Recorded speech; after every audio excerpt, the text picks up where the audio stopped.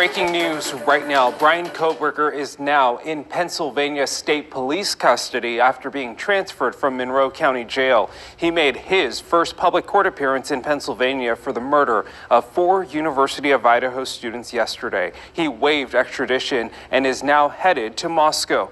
Right now, we are waiting to learn exactly when he will arrive in Idaho to face 4 first-degree murder charges. Good morning. Thank you so much for joining us here on Up with Krem. I'm Tim Pham. And I'm Channing Curtis. Now, Koberger's arrest is definitely welcome news for the families of those 4 victims. And those families are now waiting for him to arrive in Idaho so that he can be formally arrested and charged. So let's get right to Nicole Hernandez, who is live in Moscow right now as we wait for Koberger to arrive. Nicole, what do we know about his extradition and the court appearance that happened yesterday? Good morning.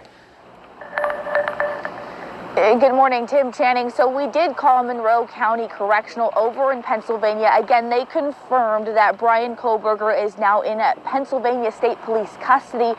We're still working to figure out exactly what time that transfer of custody happened.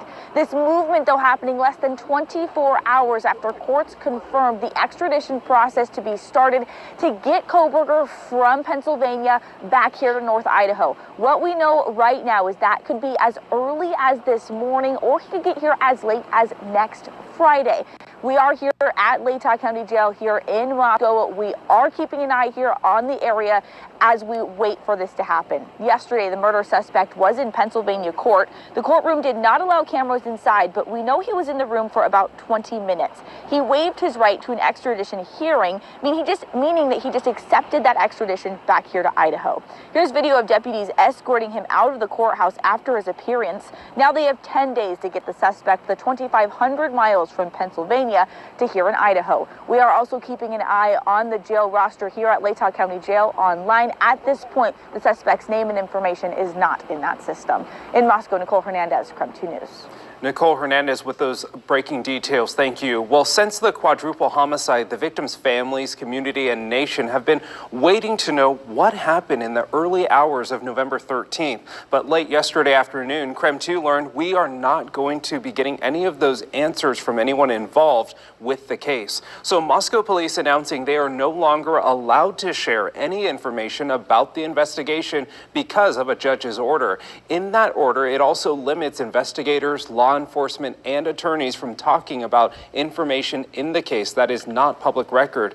This is called a non-dissemination order, and according to documents obtained by KREM 2, it will be in place until a verdict is reached. Now, we also heard from the Pennsylvania State Police for the first time since Koberger's arrest. Following the extradition hearing, we finally got some answers. Jack Culkin from our Pennsylvania station has more on how investigators were able to find Koberger. Brian Koberger, the man accused of killing 4 students from the University of Idaho, will leave Pennsylvania sometime in the next 10 days.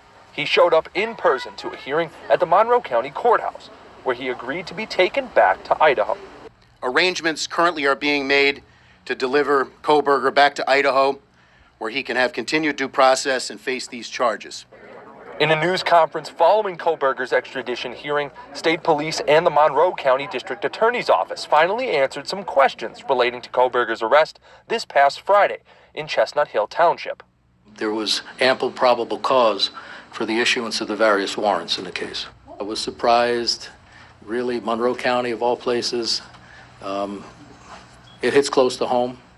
State police said that they became involved in the investigation after they were contacted by the FBI, but they would not say exactly when they were contacted.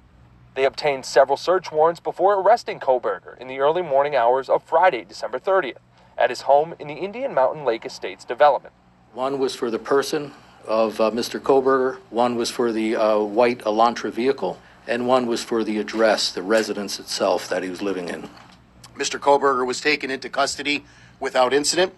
The scene was turned over to the FBI Evidence Response Team for processing. State police would not say exactly when they became involved in the case. The DA's office got involved sometime after that.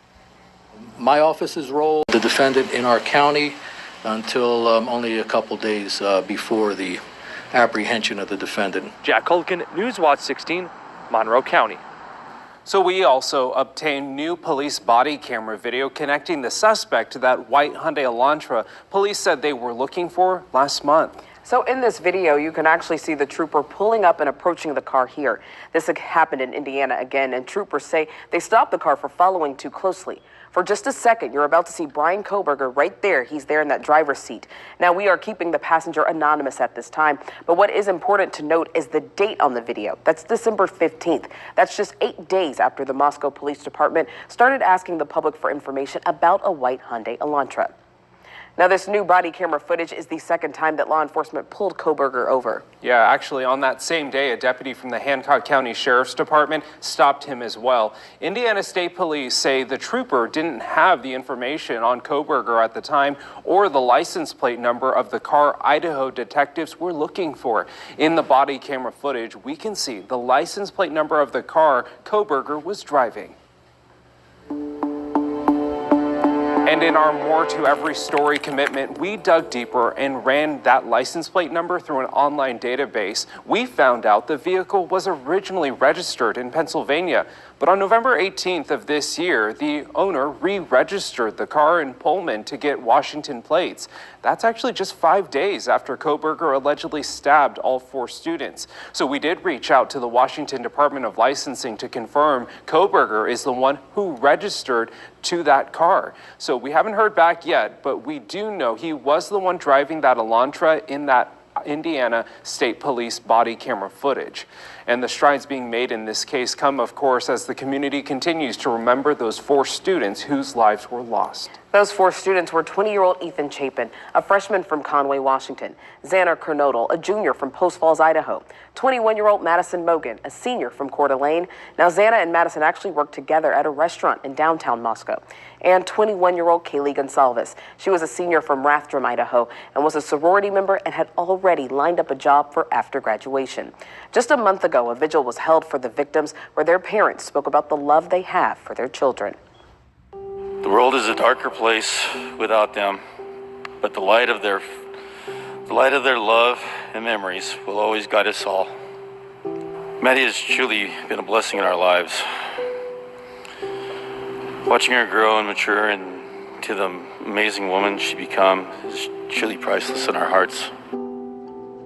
Xana, you will not be forgotten. You have impacted so many lives and have given people so much love. I hope I can make you proud and try to leave an impact on this world and on people like you did. If you knew Ethan, he was never angry about anything.